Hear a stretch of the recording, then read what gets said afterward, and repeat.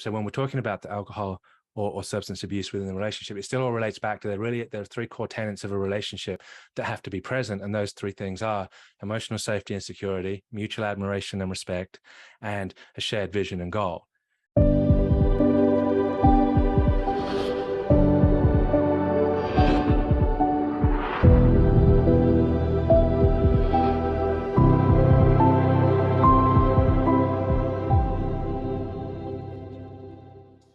Well, hello, lovely listeners. Today, I have the honour of speaking with Cody Butler. Cody is out in Australia, terrible accent, sorry. He's the founder of Better Marriage and the creator of the marriage recovery process. So he teaches couples how to repair their intimacy, restore communication, and rebuild their marriage, which is a massively needed service. I think we can all agree on that one. He's also #1 best-selling author of Cut the BS and No Nonsense Guide to Happiness. That sounds cool. Been featured on Fox, ABC, NBC. You've helped thousands of couples to date. And you also specialize in helping men that have suffered with substance abuse. And I know that's something that's close to your heart. So keen to hear more about that. And well, welcome. Thank you so much for being here. It's an absolute pleasure to meet you. Yeah, you too, Mel. Thank you. After a lot of back and forth, we finally made it here. Yes. The world apart, and yeah, thanks for having me. I appreciate it. Well, I always love, and the listeners love, to hear everybody's backstory. We all like the hero's journey, you know, where have you come from, and how you've got to where you've got to, and what was the younger Cody like, and what's Cody like today. So over to you, and I'll ask some questions in between if it's yeah. Yeah, look, there's been multiple versions of myself, which I think is a great thing, especially to bring up on a podcast like this. It's like what the younger version of myself was very different to the middle version and very different to the version now, and probably different to the end version. And I think it's really important to understand that your destination is not determined at any point. As long as there's breath in your body and a pulse pumping through your body, it's like you have the ability to choose who you are and what you are. And I think the younger version of myself was much more directed by circumstance, and I was responding to circumstance, whereas the later version of myself is I'm much more in control, and I'm starting to create my circumstance through my choices. So I guess to succinctly put that, the younger version of myself, my choices were made through circumstance, and now my circumstance is made through choices. And I think that's probably the big difference. Specifically, some of the things that's really happened in my life to shape where I am. I went through a series of failures, like very good successes ending in very big failures. So it's like huge success resulting in huge failure in my younger years. So, this massive roller coaster of ups and downs, and I ended up very depressed. I dealt with it very badly. I had some very successful businesses that ended up being very unsuccessful businesses and left me with massive amounts of debt. And then I had some very successful relationships that turned into very horrible relationships that left me in a very emotionally distressed situation. And to cut the long story short, is I found myself around 2005. I just couldn't get out of bed. I'd made a series of bad choices, and I'd compounded those bad choices with bad choices. I decided to handle the mistakes that I made by making more mistakes, which was drug and alcohol abuse, and getting into more bad relationships. And to cut the long story short, I wound up in 2005. I just couldn't get out of bed. I was so depressed. I was so beaten down by life and so beaten up that I literally couldn't get out of bed. And Cody, what were the you said you had some successful businesses and then not successful businesses. So how did you start? When you were left school or uni or whatever you did, what were the dreams and aspirations, and what did you end up doing? So my dream when I was in school was to move to America. So I'm from the UK. Oh, right. And okay.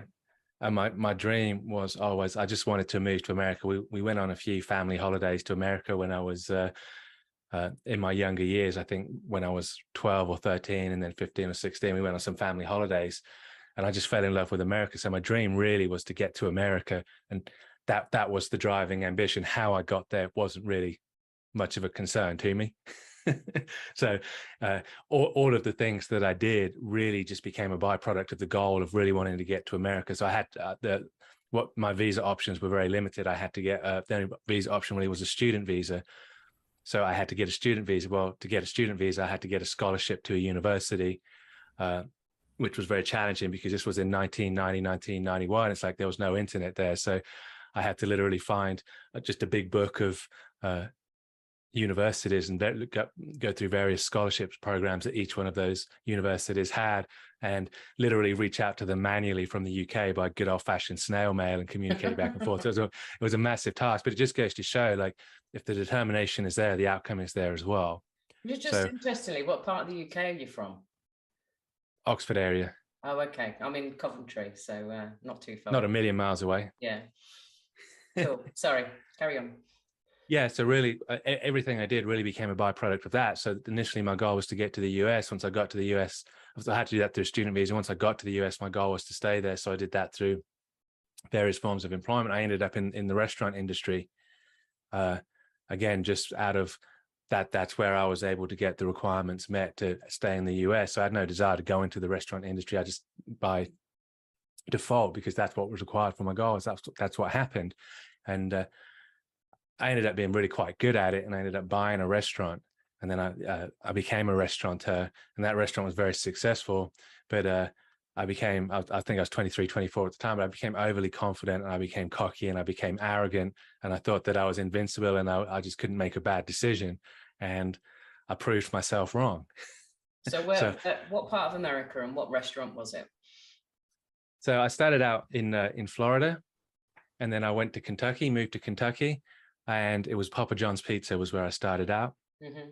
And then I ended up buying a Domino's pizza, which if I'd have just stuck with that, like my life would have been a different story, right? We probably wouldn't be having this conversation, but I decided to buy a car dealership or invest in, part owner in a car dealership. And it's like, I knew nothing about cars. I knew nothing about car dealerships.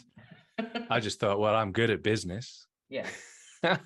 Yeah, natural progression, right? Natural progression. So I ended up getting involved with the wrong person, making a lot of bad decisions, and getting myself into a lot of trouble, and basically ending up with approximately $500,000 worth of debt that was looming over me. So that was very, very challenging. That was a very challenging situation.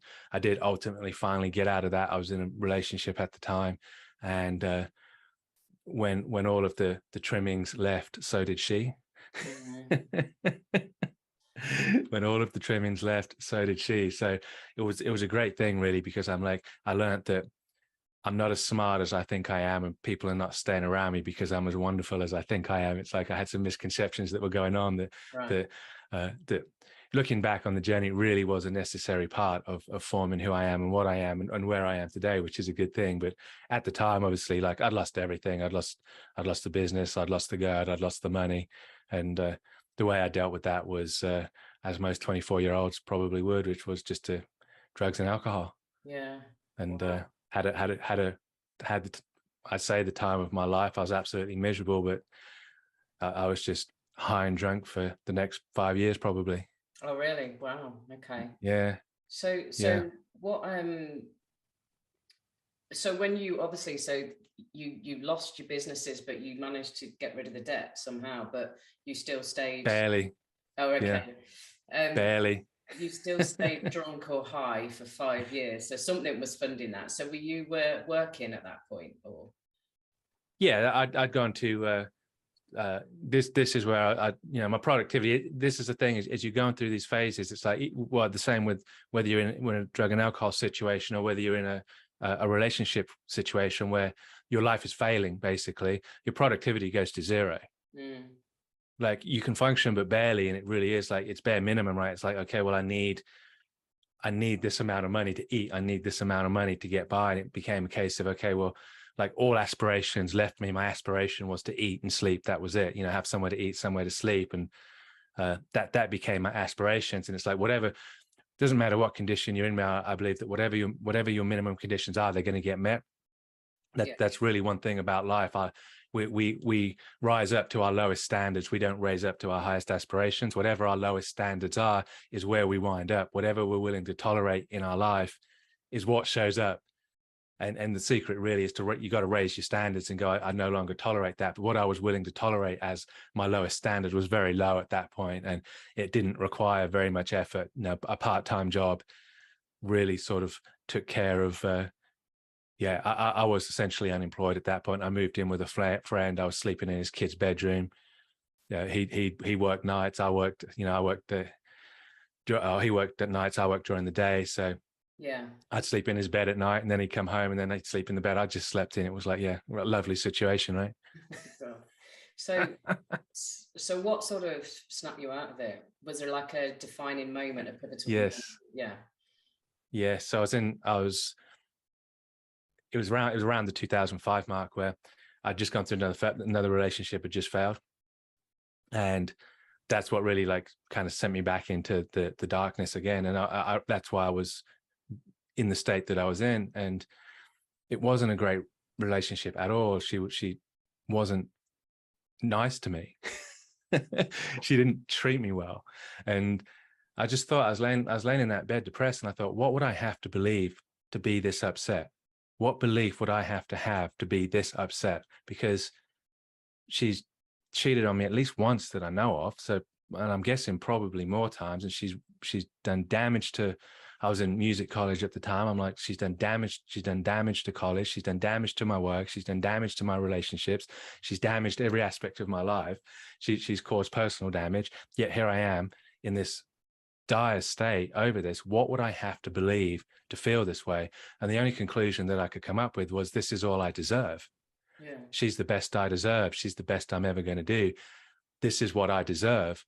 And I've lost the best thing I'm ever going to have. That's what I would have to believe to be in this state, because it's not what we think we believe. It's our subconscious beliefs that are driving us. And the way we get to those subconscious beliefs is to ask ourselves, what would I have to believe to feel this way? What would I have to believe to be in this situation? And then the next question is that true? So this question popped into my head. What would I have to believe to be this upset? And it's like, well, she's the best I'm ever going to do. And it's like, well, is that true? And it's like, that's a ridiculous thing to believe. That's absolutely ridiculous. It's like, I reject that belief. I reject that thought. And the second I rejected it, it's like the healing came at that point. Mm-hmm. It's like I'm in this state because of a belief that isn't true. And as soon as light is shone into that darkness, I always say it like, with clients who are in a dark place, the solution to your darkness is light. If you turn the light on in a dark room, how many times out of 100 is the darkness defeated? Yeah. How many times out of 100? Darkness cannot withstand light. And if you're in darkness right now, emotionally, physically, the way out of that is to shine light on it. And the light is truth. And when you ask yourself the question, what would I have to believe? And then, is this true? The light is shone onto that lie, and now you're set free from it. And it's like, I deserve way better than this. In fact, if that's the best I can do, I'm better off where I am. Were you spiritual at that point? Yeah. You were, yeah. Yeah, I always have been. I always have been from the youngest age. I've always had that sense of connection to a larger, bigger thing. Cool. Yeah. I mean, I can hear it obviously in everything you're saying. And I forgot you're a muso. What you said that you play? Yeah. So I play guitar. That's how I met my wife, was at music college, and she's a singer and I'm a guitar player, and we came together and started tearing the pub scene up in southeast England. Nice. Yeah, there's a lot of similarities here, because I'm a singer and my partner's the guitarist. So I joined his band in '97. It was called Champagne Hedgehog, and it was a rock pop originals. And we had a bit of success. We did a lot of gigging and recording and stuff. But we were never together. We got together 2 years ago. We've just literally celebrated our 2nd anniversary. So we've been friends. Oh, wow. We've been friends now 25 years. It's bonkers. So that's funny, that is. So you've been with your wife since music college. Yeah. I always say, like, the guitar player always gets the girl, always. I used to teach guitar, man, and I was like, parents would come and they go, I don't know what you're telling my kids, but they're so motivated. They just practice all the time. They're like, I don't know what you're doing, but it's working. And I said, yeah, I was thinking, I just tell them the guitar player always gets the girl. I'm like, I know what a 15-year-old boy wants. I know how to motivate them.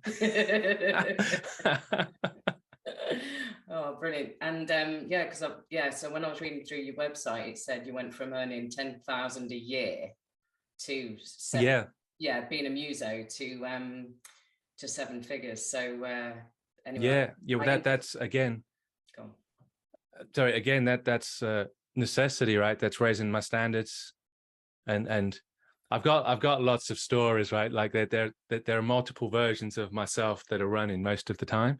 Yeah.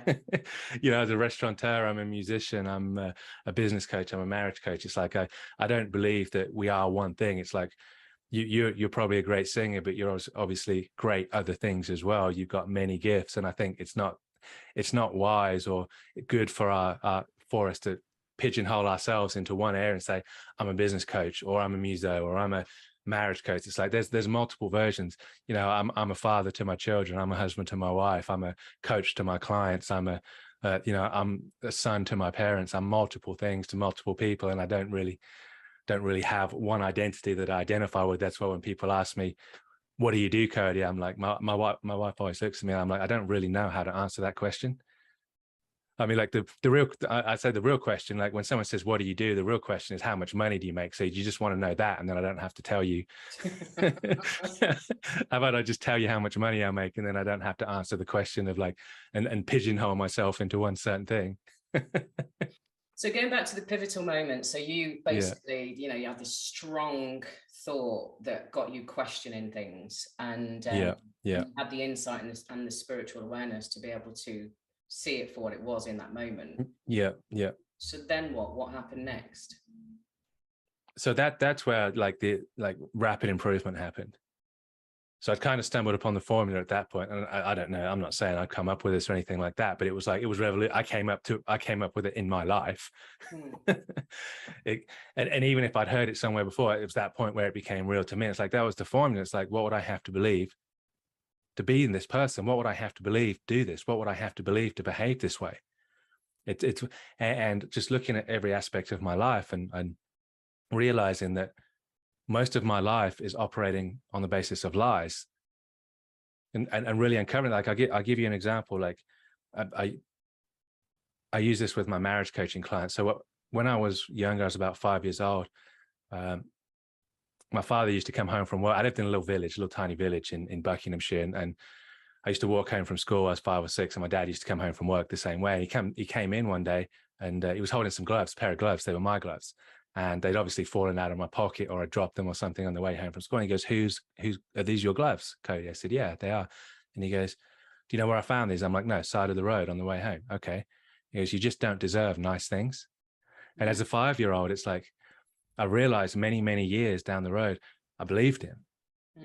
And he didn't mean anything by it. I'm sure it was just a flippant comment. And looking back, it's like I built a great business and then I lost it. I had great relationships and I lost it. I had a nice house and I lost it. I had a nice car and I lost it. And it's like at a conscious level, I aspire to these nice things. And I aspire to having nice things, but my deep subconscious belief that's driving me is you don't deserve nice things, Cody. I was told that as a 5-year-old and I believed it. And that drove the rest of my life up to my mid-30s or even later than that. And I'm thinking, why does everything turn pear-shaped? Why do I get what I want and then I lose it? Why can I get what I want, but I can't hang on to it? And the answer is because I've got this dichotomy between the conscious and the subconscious. The conscious is saying, you want it, go get it. And I'm taking the actions to go get it. But the subconscious is saying, you don't deserve it, lose it.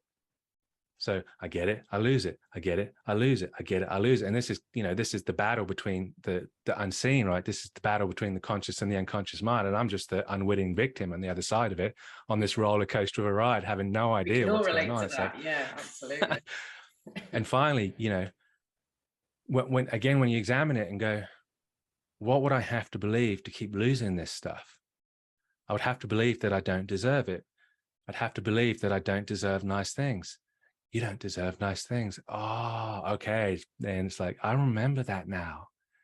I'd suppressed that, repressed that, forgotten that. It was buried deep down inside. And then once I asked that question, what would I have to believe?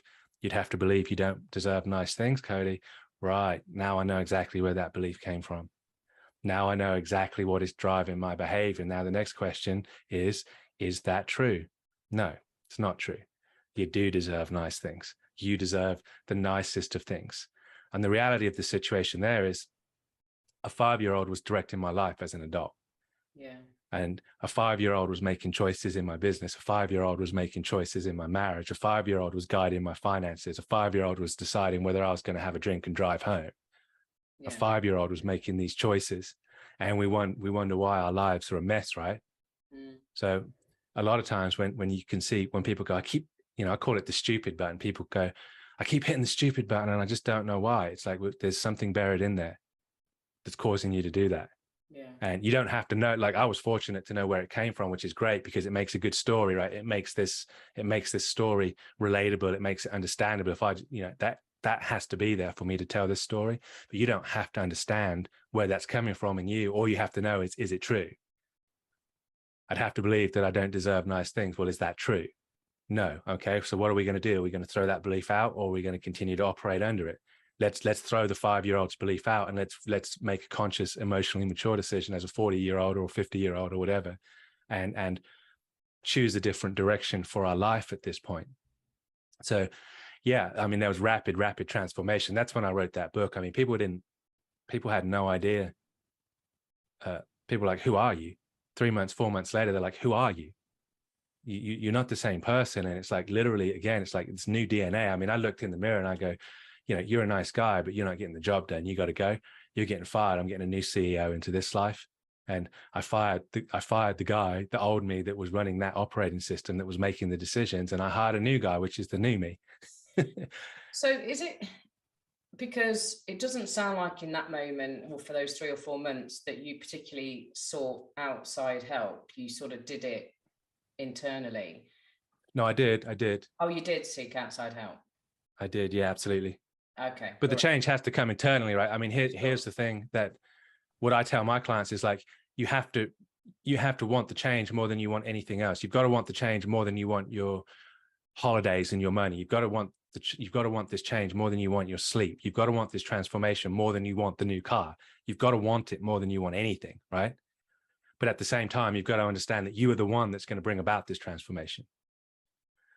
If you think that I'm going to bring this transformation about for you, then this is not going to be a good relationship, because I can't. All I can do is guide you in the principles of change. You have to make the change. Yeah. So here's the thing, right?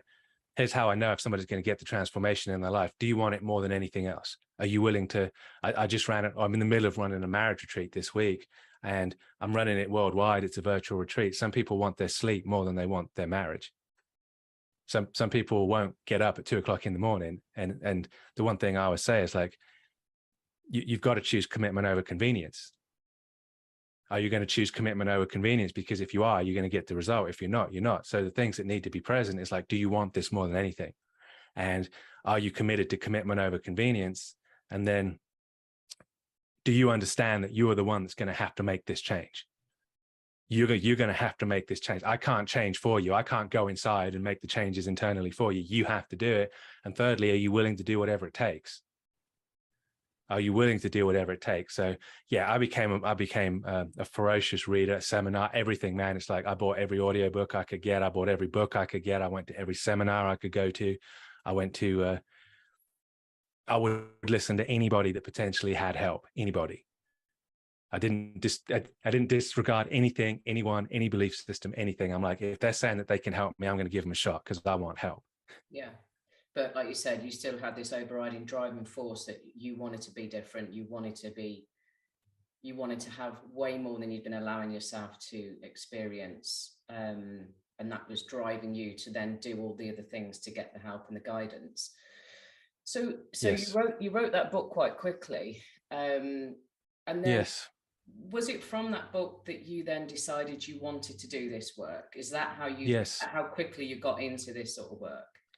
Well, funny story, Mal. Yeah, I wrote that book in 2006. It became a bestseller in 2017. It sat on my hard drive. It sat on my hard drive for many, many years, over a decade, because I didn't have the self-belief. But yes, what happened was, once I went through that change and like my life was just radically different. I mean, I was a different person. It's like, it was formulaic. I had the system, I had the process. And like, obviously people were asking me, how did you do that? Can you share that? Yada, yada, yada. And I started a business called Dream Life Coaching, which is actually still online today.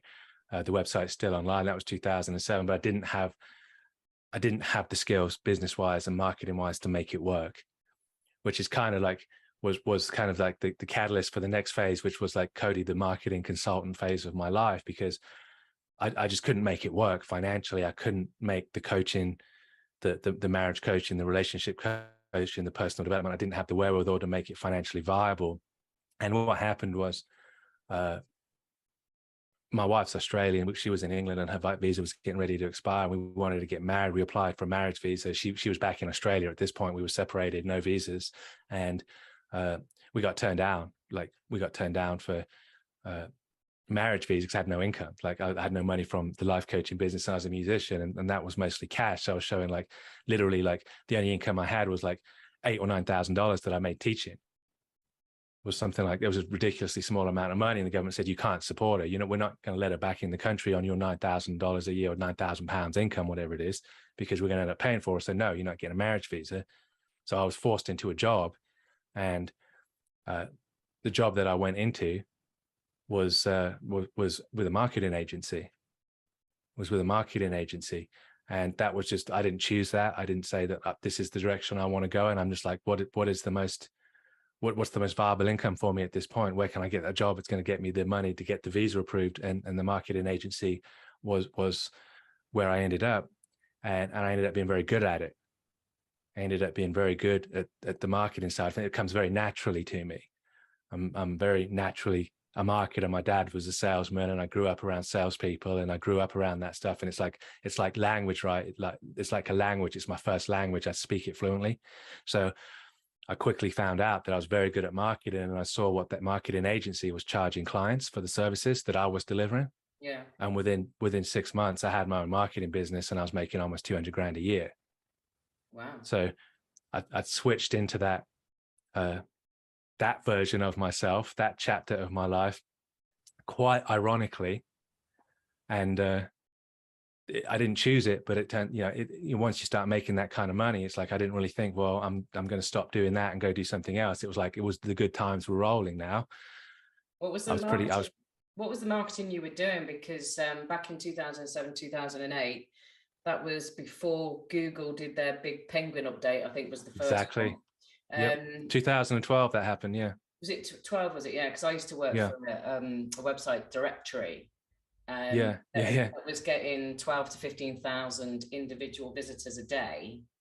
Yeah. I think it got hit down to 10. Yeah. I don't know what it got hit down to, but Google all of a sudden said could have been nothing. Yeah. Hey. Could have gone down, and yeah, exactly. I mean, it was SEO. It was the same thing. I was offering SEO services, and that went on until 2012, and then Penguin update hit, and again, it's like time for a new version of Cody. Time for a reiteration of Cody again. So that's where I presume you got to Australia in that time. Yeah, well, no, I had a visa. She was back in the UK. Oh, okay. And we moved to Australia in 2015 when she was pregnant with our first son. We decided that would be the place to get married or to raise our son was in Australia. So we moved to Australia in 2015. So yeah, I was in the UK at that time. Right. Yeah. So, okay. So bloody hell, 6 months, 200 grand. But then I did it, I did that again. It's like, I went from 200,000 to $1 million in a similar time frame again. It's like, there's no limit. There's no limit to what we can do. Yeah. So that forced me to shift, right? I went from like offering services to businesses where I'm doing the work and delivering the result to where, like, when Penguin hit, it's like, I'm like, I don't want to do this anymore. I don't want to be responsible for the result. I want to coach them to get the result, and then they're responsible for the result. So what I was able to do was I was quite limited in providing the service, because obviously I've got to deliver the service, and I am responsible for that work manually. Whereas when I switched to coaching, I had unlimited leverage. I could work with the way I had it set up. I could literally work with, I think in 2015, I worked with probably 1,700 businesses. So was able to leverage up again from a couple of 100,000 to $1 million. And, I'm not saying that because it's impressive or anything like that. I'm saying that because, like, the only thing that's stopping you or stopping me or stopping anybody from doing this is what's between your ears. there's nothing stopping you from doing it. It's like, it's available to you, it's accessible to you. It's, do you believe you can do it? Yeah. And what, again, if you're not doing it, what would you have to believe to achieve that? If you're not making $1 million a year right now, what would you have to believe to not be doing that? Well, I'd have to believe that I don't have enough value. I would have to believe that I'm not worth enough. I'd have to believe I'm not good enough. BS, BS, BS, BS. Yeah. I am good enough. I do have enough value. I am worth it. It's like that. Those are the beliefs that are going to stop you. It's got nothing to do with the technical ability that you need to go to a much, much higher income level. Is you can achieve that in one book. You can achieve that in 1 week of education. You only need to be one step ahead of the person you're talking to. Yeah. That's all you need to be, is one step ahead of the person you're talking to. So, okay, so you're in a way better position now. You've got a thriving marketing consulting business or coaching business. And now when does the next Cody come in? Yeah, that's probably around 2017, 2018, where the business was absolutely thriving. I mean, we're doing $1 million a year at that point, most of it profit. Living in arguably the best city in the world, great climate, all the money in the world, sun, sand, surf, beautiful wife, beautiful kids, beautiful everything. I'm just miserable. It's like I'm throwing up every morning again. I get up and I'm so full of anxiety. I'm throwing up as I get up in the morning. And I'm like, I don't want to do this anymore. It's like Tony Robbins says, success without fulfillment is the ultimate failure. And it's like, here I am, I've got all the success in the world, but I'm empty inside again. It's like, I've unintentionally gone down this route, right? It's like, I've gone from being a life coach, relationship coach, to being a marketing executive, to being an SEO executive, to being a marketing coach. And it's like, none of those were really intentional choices. It was kind of like, it was the path of least resistance. And it's like, okay, well, when the SEO apocalypse hit, I'm like, well, I've got this income and I don't want to give that up. I've got this lifestyle and I don't want to give that up. So what is the next logical iteration to continue that and expand it? And that was kind of my driving thoughts and my driving focus. And at the end of the day, Mel, the thing that I've come to realize, which is why I am 100% into marriage coaching now, is your business works on you harder than you work on it. Your business will work on you much harder than you work on your business. So you better choose a business, right? And it's like, when you're in a business, which is like more money, more money, more money, more money, it's bling, bling, bling. You've seen the ads on Facebook. It's like, look at the car, look at the jewelry, look at the lifestyle, look at the beach, look at the hotel, look at the private jet. It's like, that's what that community is. That's what that environment is. And in light of what I've just said, which is your business works on you harder than you work on it, that is going to work on me. And it's like, more money, more money, more money, more status, more status, more status, more awards, more this, more that. And before you know it, it's like, it's almost like this facade that you show in the outside world. You've got this Facebook, Instagram life that is real. It is real. You do have those things, but on the other side of it, you're completely empty. You're completely miserable. And what I say when I work with people now that are wanting to go into the coaching business, that want to go into the consulting business, it's like, the transformation that you're actually offering is the state of mind that you have. That's what you're offering. It's like, would somebody give you $10,000? Would somebody give you $20,000 to take your state of mind and own it? And at that point, I'm like, people wouldn't give me $1 for this. Because what I'm teaching these people is what I've got right now, which is throwing up every morning. It's being miserable. And at that point, I really started to self-sabotage. I started making really bad decisions. I started to lose the money, not intentionally, but looking back now, it's like I intentionally started to lose the money, and got to a point really where I almost took a couple of years off. I had enough stored productivity to where I could take some time off, and I didn't stop working, but I didn't really have much focus or direction. And then finally I came back and I'm like, I'm not going to do anything that doesn't satisfy me. And in light of the fact that my business works on me harder than I work on my business, I'm going to choose a business that benefits me this time. So I'm going to go back to my first love, which is relationship coaching. I have the skills now to promote that. I have the skills now. And people go, I talk to people all the time and they say, what do you do, coach? I'm a relationship coach. And they go, oh, you better make sure your life's in order then, hadn't you? And I'm like, exactly right. That is exactly right. That is 100% right. And that is why I'm doing it. I want that accountability from the world. I want that judgment from the world, because I want I need that because I'm flawed. And if I don't have that accountability is going to keep me doing the right thing. And it's like every day now, I'm obsessed with how can I get better results in marriages? How can I get better? That's my obsession. That's the you know, I don't have any books immediately at hand, but like those are the books that I'm reading. Those are the courses I'm taking. Those are the classes I'm taking. Those are the videos I'm watching. Whereas before it was like, you know, how to add another $1 million to your business, how to make more money, how to do this. And it's just like, you know, I have to say, like, at this point, again, I'm like, would people pay money for me to transplant my mindset into their mind? At this point, I'm like, I'm happy again. I think so. I'm happy again. So that was kind of that transition there. Money without happiness, money without fulfillment is a waste of time. Like, and it's not an either or decision. Now, this is where a lot of people go wrong too. They're like, you know, you don't have to choose the money or the happiness, but you have to be intentional about the design of your life. And for the longest time, I just said, I want the money. Well, to start with, I just said, I want the happiness, right? And then I said, I want the money. I thought it was an either or scenario, but now I'm a little bit more evolved emotionally. I realized that it's not an either or, it's both. Do you want to be happy or do you want the money, Cody? I want both. Do you want steak or lobster? I want both. So you took some time out, and then you sort of came full circle and realized you needed to do something that's going to fulfill you, basically, that you give a shit about. Yeah, exactly right. So how did that start? I mean, you've already got these amazing marketing skills that, you know, which is like the gold nugget really for most people starting out, because they don't know how to find clients. They don't know how get those skills. Exactly. So what did you do? Just sort of go online and attract people, or was it a bit different for you? Well, I'd always like, I mean, that's the thing, like, I've still got a fair few business one-to-one clients where they hired me in a business consulting role, and it always turns into a personal development relationship coaching situation, because you're only going to perform as well as you're performing at home. Yeah. And a lot of times, like, it's the canary in the coal mine, right? So I talk to people and they say, I'm giving everything to my business. I'm giving everything. I'm like, all right, well, let's look at that statement. You're giving everything you've got. Let's evaluate that in the truth of how you do anything is how you do everything, right? How you do anything is how you do everything. You're either all in or you're all out. You're half-assed or you're not. It's like you can't be half-assed in some things. It's like you're all in or you're all out. You're all or nothing. That's the way we are.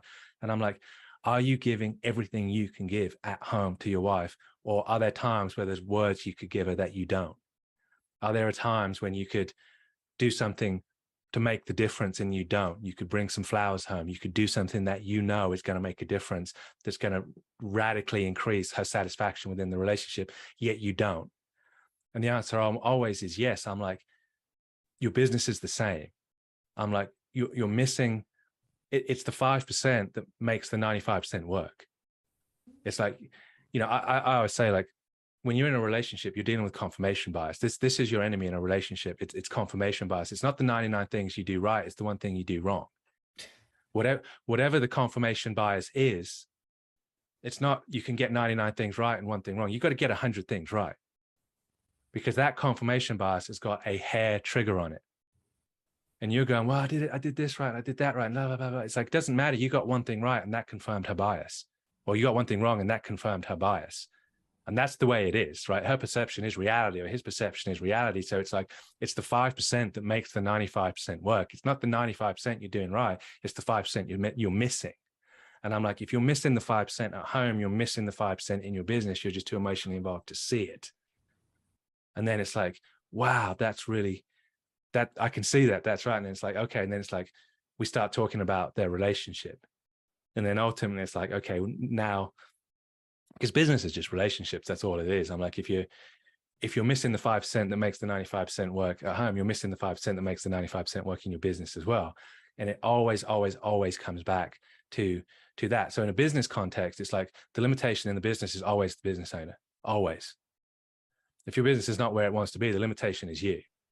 I mean, I don't know that much about, you know, it's like, it's the same with everybody, right? It's like, are there people that are making multiple millions of dollars in your field?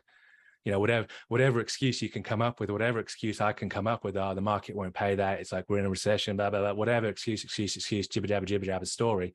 There are people in my field making millions and millions of dollars. There are people in your field making millions and millions of dollars. So it can be done. The limitation that's stopping us from doing that. And quite often it's people less talented than us, right? Yeah. That was my big frustration for a long time. I'm like, people that have less value and making more money. Well, I'm the limitation. I'm the bottleneck. You're the limitation. You're the bottleneck, right? And it's the same. It's the same in a marriage. It's the same in a relationship. The bottleneck in your marriage is you. The bottleneck in your relationship is you.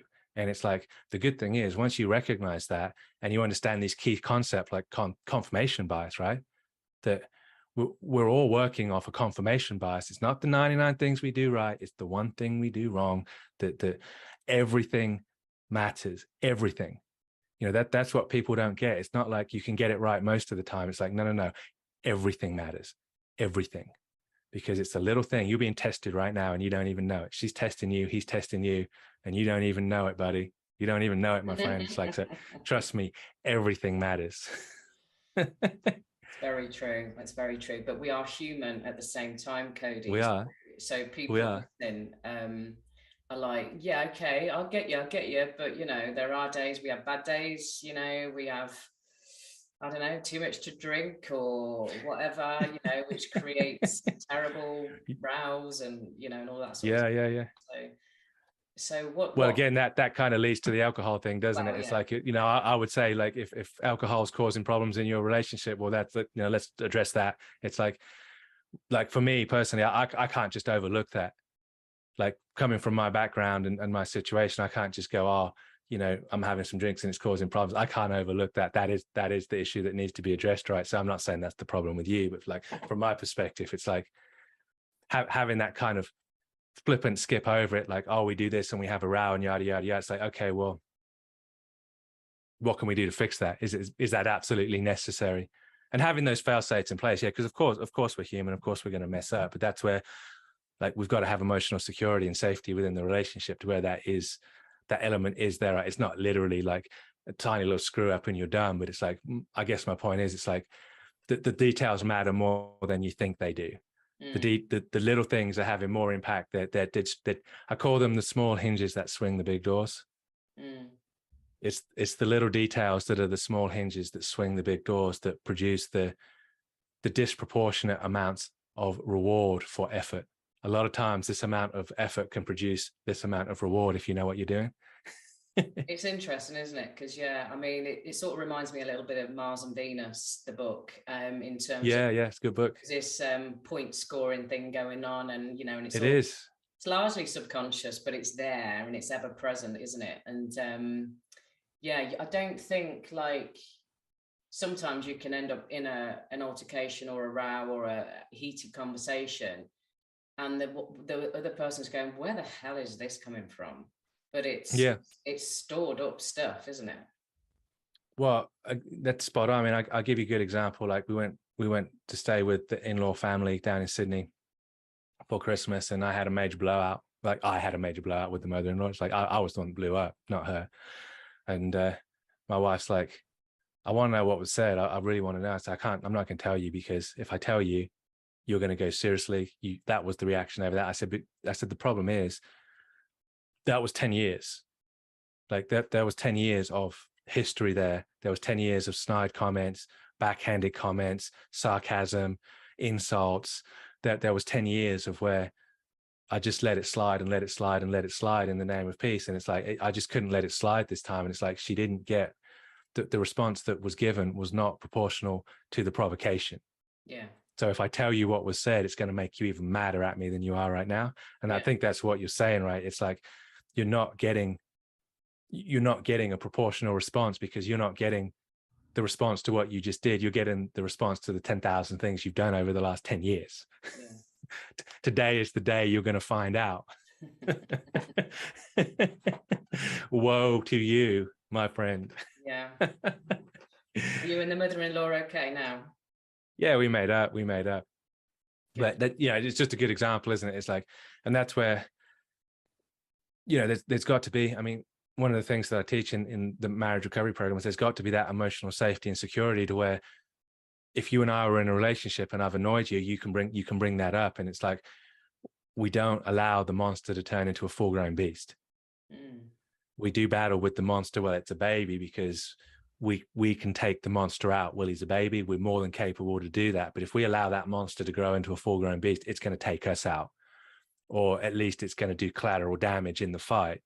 And the only way you can do that, the only way you can take the monster out when it's a baby, is you've got to have emotional safety and security in the relationship. If you don't have that, you're doomed, because at some point the suppression will become an expression.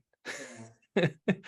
And it may not be in the form of, like, you know, maybe someone never verbally gives it, but it's going to express itself in the form of disease. It's going to express itself in the form of habits forming addictions. It's going to express itself in the form of negativity. It's like, it is going to come out, and it is going to be damaging for sure.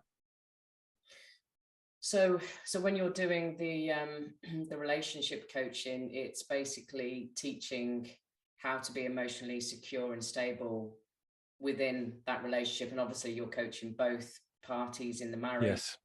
When you're doing the substance abuse, are you just coaching men, or again, is that both parties? Or so it's not just men. I mean, it's predominantly men, because I am a man. So it's like, you know, I can go up to a man. I can just be like, you know, cut the shit, dude. Yeah.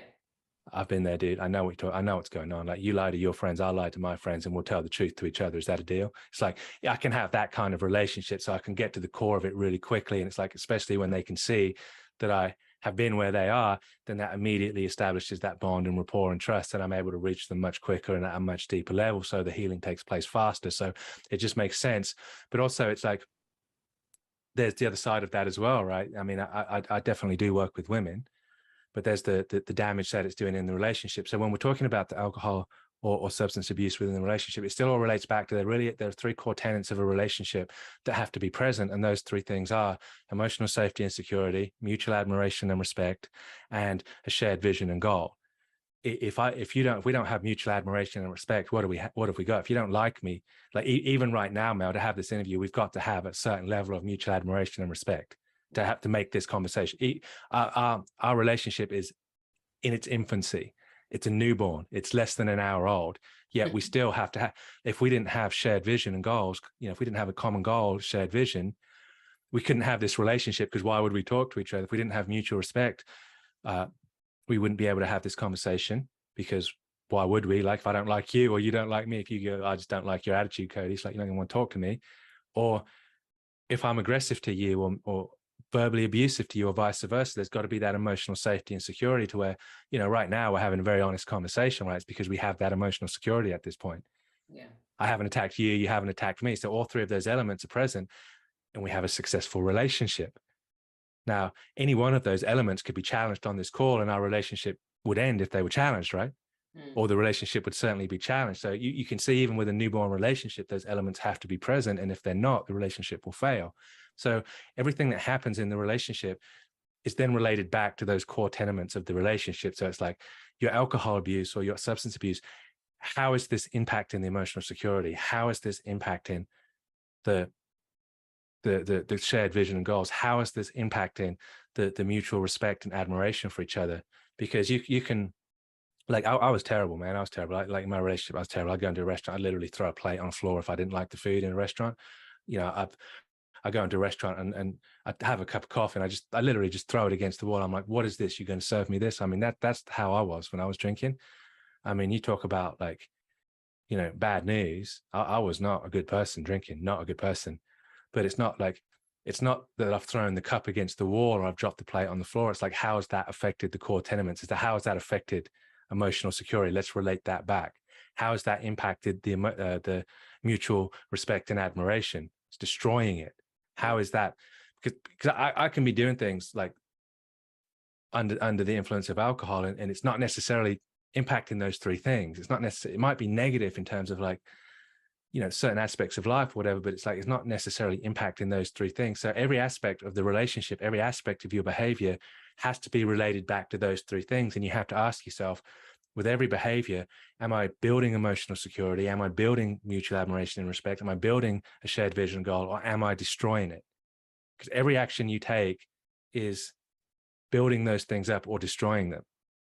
Yeah. And when you help somebody understand, it's like, when you can help, if they care about the relationship, when you can, they say, well, you know, a lot of people say, well, you know, they're in such a self-destructive state at that point. They're like, it's just me, I'm just harming myself. It's like, well, okay, well, are you? Because how much admiration and respect does she have for you with that attitude? Like, where's the shared vision? Is the shared vision for you just to get, pissed up and go off and drink yourselves? Is that the shared vision right now? Like, how can she feel emotionally secure with you when she can't talk to you because you're drunk and you're liable to respond? You might respond as a 2-year-old, you might respond as a comedian, or you might respond as a heavyweight fighter. You're unpredictable, you're unstable. It's like your behavior is destroying every aspect. We've got to relate it back to those aspects of the core tenets of the relationship. And everything you do in your relationship is either building up or destroying those core tenets. So the secret really is to become emotionally aware, have the emotional intelligence to know what impact your behavior is having, what aspects of the relationship. In business, you've got to know, right? It's like if you spend money on advertising, you've got to know what impact that has on the bottom line. If you hire somebody, you've got to know what impact that has on productivity. You have to know what the cause and effect relationship. You have to understand that, or you're not going to succeed. Every cause has or every action has a equal but opposite reaction. There's cause and effect. You have to understand what effects your actions are having, and if you don't, you're going to fail. And most people have absolutely no idea, right? They have absolutely no idea, and again, like, in the nicest possible way, I can say not any judgment whatsoever, but like if someone came to me and said what you said about, you go out and you have a few drinks and you have a fight. I'm like, well, okay, well, that's fine. If you want to do that, that's fine. No judgment. I did that for many years, right? But let me ask you a question. Have you considered how that's impacting emotional safety? Have you considered how that's impacting the mutual respect? Have you considered what that's doing to the vision and goals? And in light of now understanding the impact, is that behavior really worth it, or is it too expensive? Because I would suggest that that behavior is too expensive if you care about your relationship. It costs more than you think it does. And again, that's just truth, right? We're just shining light into the situation. We're just saying, okay, I'm going to behave however I want to behave. I'm a grown up, I'm an adult.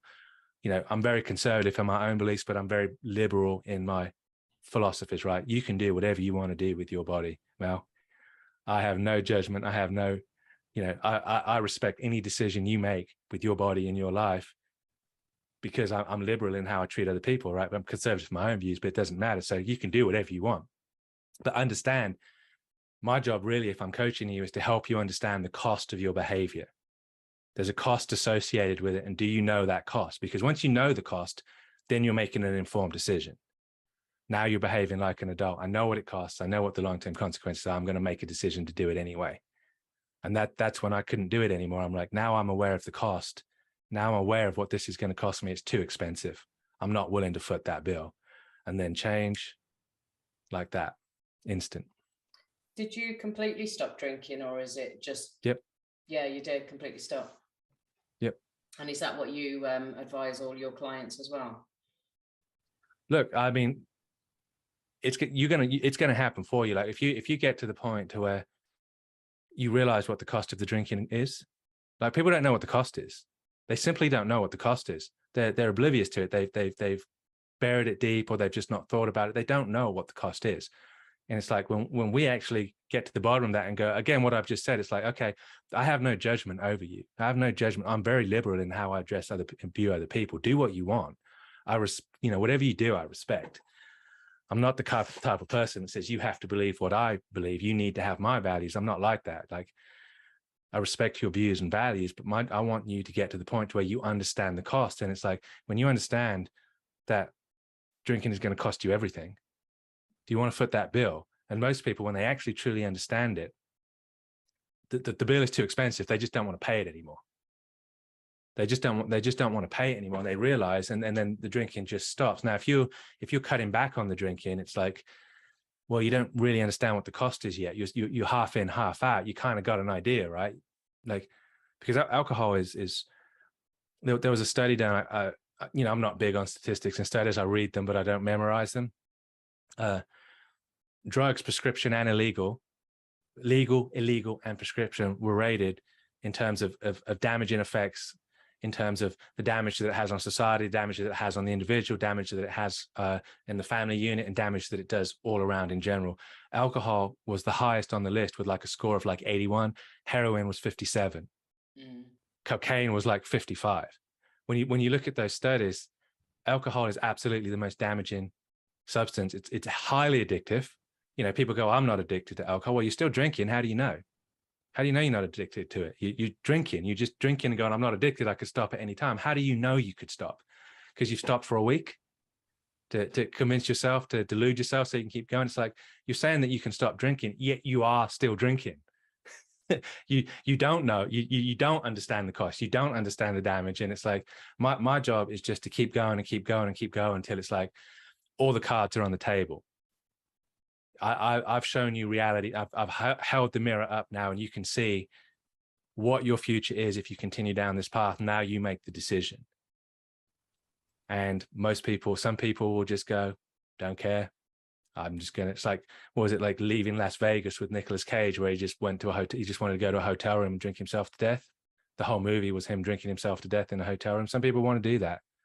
They just want to go off and drink themselves to death.